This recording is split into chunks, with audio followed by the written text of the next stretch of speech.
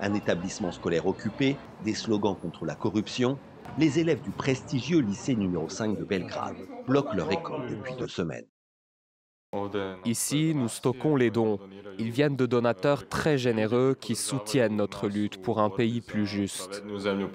Pour avoir été l'un des premiers à soutenir les protestations étudiantes, le lycée numéro 5 subit une tentative de reprise en main du pouvoir, qui a nommé une directrice intérimaire.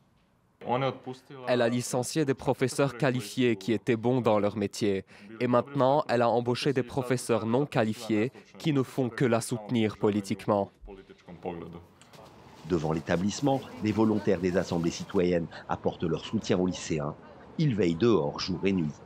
Nous sommes présents à toutes les manifestations. Quelles que soient les manifestations que les étudiants organisent, nous y sommes.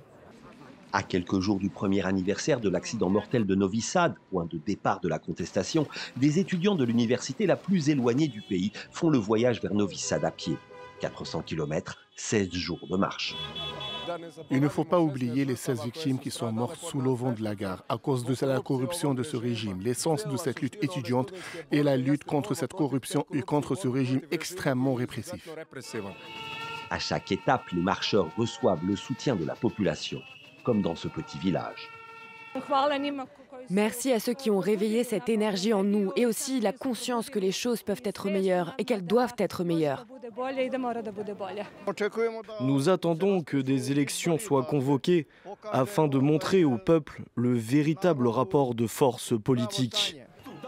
Pour commémorer l'effondrement mortel de la gare, les étudiants ont appelé à un rassemblement géant aux grandes dames du président Aleksandar Vučić. Les étudiants réclament des élections anticipées, mais le régime fait pour l'instant la sourde oreille.